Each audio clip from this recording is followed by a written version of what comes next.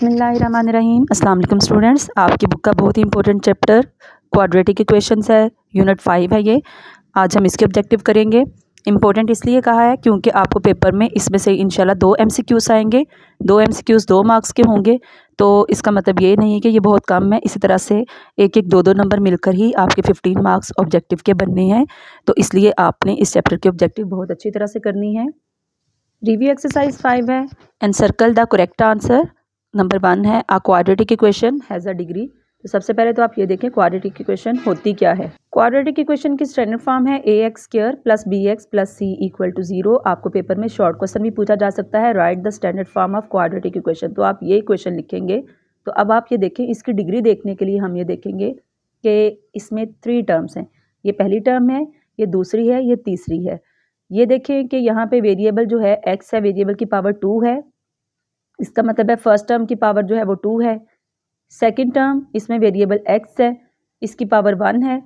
और third term में constant है, इसमें x है ही नहीं। इसका मतलब है यहाँ वेरिएबल की पावर 0 है। तो यहाँ 3 टर्म्स हैं। आपने इस इक्वेशन की डिग्री देखने के लिए ये देखना है कि यहाँ पे जो तीनों टर्म्स हैं इसमें से सबसे ज़्यादा पावर किसकी है। सबसे ज़्यादा पावर इसकी है 2। तो इसका मतलब है इस पूरी इक्वेशन की डिग्री जो है वो 2 है। तो standard form of quadratic equation है, या फिर क्वाड्रेटिक इक्वेशन जो है उसकी डिग्री क्या होती है 2, क्योंकि क्वाड्रेटिक इक्वेशन में जो है x² या y² या z² यानी कि वेरिएबल की पावर 2 होना ज़रूरी होता है।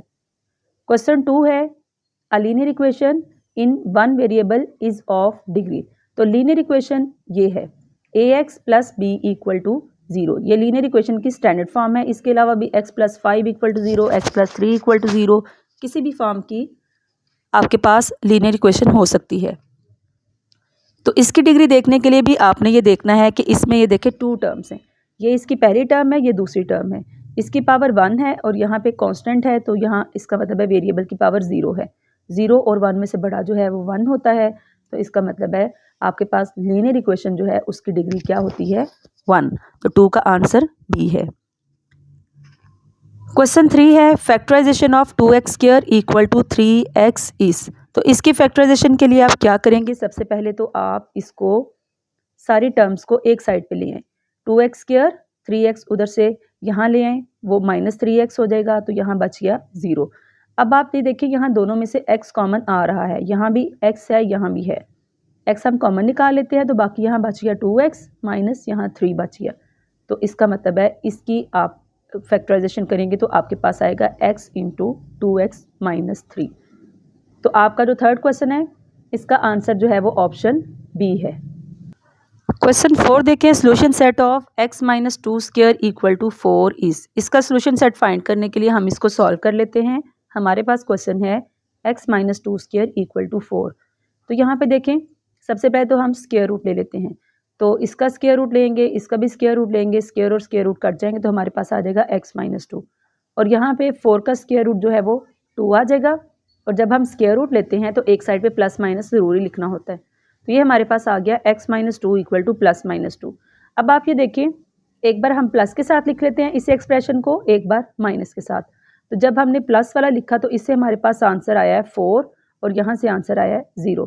इसका मतलब है आपके पास इसका सोल्यूशन सेट है 0, 4। तो क्वेश्चन 4 का आंसर है ऑप्शन ए। क्वेश्चन 5 है the number of techniques to solve a quadratic equation is. तो क्वाड्रेटिक इक्वेशन को सॉल्व करने के आप लोगों ने तरीके सीखे चैप्टर 5 में। सबसे पहले तो by completing square, by factorisation, और इसके अलावा यूजिंग क्वाड्रेटिक फार्मूला आपने 5.2 में किया था। तो यही तीनों तरीके हैं जो क्वाड्रेटिक इक्वेशन को सॉल्व करने के लिए इस्तेमाल किए जाते हैं। तो 5 का आंसर ऑप्शन सी है। क्वेश्चन 6 है सोल्यूशन ऑफ x² - 5x + 6 = 0 इस। इसको भी सॉल्व कर लेते हैं। आपके पास क्वेश्चन है x² - 5x + 6 = 0। तो 6 के फैक्टर्स हैं 2 3 * 6 होता है, 2 और 3 को हम ऐड करेंगे तो 5 आ जाता है। अब हमें आंसर जो चाहिए, आप मिडल टर्म इसके देखिए -5 चाहिए। तो इसका मतलब हम 3 और 2 दोनों के साथ माइनस साइन लगाएंगे। इससे ये होगा हमारे पास जो आंसर इन दोनों को ऐड करके आएगा -5 आएगा। इस चीज़ का आपने ज़रूरी ख्याल रखना है। तो हम यहाँ पे मिड टर्म ब्रेक भी इसे कह सकते हैं। -5x की जगह हमने क्या लिख लिया है -3x - 2x। बाकी सब कुछ वैसे ही है। अब यहाँ पे 4 टर्म्स बन गई हैं।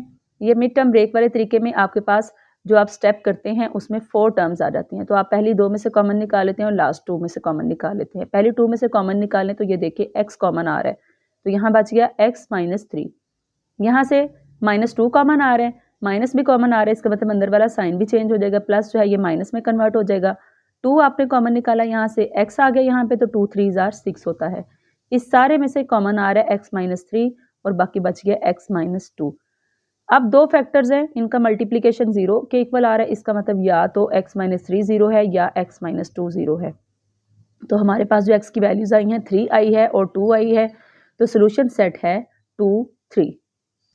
तो क्वेश्चन 6 का आंसर है हमारे पास सी ऑप्शन 2 3।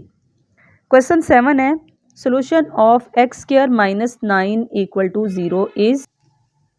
-9 को उधर ले जाएंगे, +9 हो जाएगा, दोनों तरफ स्क्वायर रूट ले लें, तो x स्क्वायर का square root equal to plus minus 9 का स्क्वायर रूट, स्क्वायर और स्क्वायर रूट कट जाएंगे, 9 का स्क्वायर रूट 3 आ जाएगा, तो इसका आंसर आ गया +-3।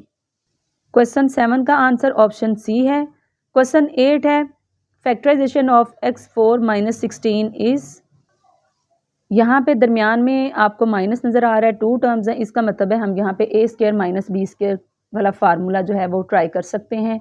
x4 x स्क्वायर का स्क्वायर है, 16 जो है ये 4 का स्क्वायर है, इसका मतलब 2 कंप्लीट स्क्वायर बन गए, दरमियान में माइनस है, आप इनको एक बार प्लस के साथ लिख लें, एक बार माइनस के साथ, तो ये आ गया x square minus 4 x square plus 4। अब ये प्लस वाला जो है ये तो मज़ीद सॉल्व नहीं हो सकता, ये एंड तक वैसे ही आ रहा है, लेकिन माइनस वाला जो है ये हम सॉल्व कर सकते हैं again a square minus b square वाले फार्मूले से। x स्क्वायर x का स्क्वायर है, 4 2 का स्क्वायर है, फिर 2 कंप्लीट स्क्वायर, दरमियान में माइनस आ गया, तो आप इनको एक बार प्लस के साथ लिख दें, एक बार माइनस के साथ, तो हमारे पास फाइनल आंसर आ गया x minus 2 into x plus 2 into x square plus 4। तो क्वेश्चन 8 का आंसर आ गया ऑप्शन सी। क्वेश्चन 9 है solution of x square equal to 1 is. ये क्वेश्चन है, आप दोनों तरफ स्क्वायर रूट ले लें, स्क्वायर और स्क्वायर रूट कट जाएंगे x के, तो बाकी x बच गया, और 1 का स्क्वायर रूट आप लेंगे तो 1 आएगा, साथ में प्लस माइनस आपने ज़रूर लिखना है। क्वेश्चन 9 का आंसर है ऑप्शन बी। क्वेश्चन 10 है x square plus 2x plus 1 equal to 0 has the solution. इसको हम स्क्वायर कंप्लीट करने के तरीके से कर लेते हैं, क्योंकि 3 टर्म्स हमें नज़र आ रहे हैं, इसका मतलब ये कंप्लीट स्क्वायर बन सकता है, क्योंकि एक्स स्क्वायर एक्स का स्क्वायर है, 1 1 का स्क्वायर है। इसको हम देखें तो +2 अगर फार्मूले का लिखते हैं, x लिखते हैं, ये 1 लिखते हैं, तो 2x आता है, मतलब यही वाली टर्म आ रही है, तो इसको हम ऐसे लिख सकते हैं। अब ये किसका स्क्वायर हुआ, ये पहले स्क्वायर के अंदर x है, दूसरे स्क्वायर के अंदर 1 है, और 2 वाला साइन आपने लगाना है दरमियान में, तो ये बन गया x प्लस 1 होल का स्क्वायर इक्वल टू 0।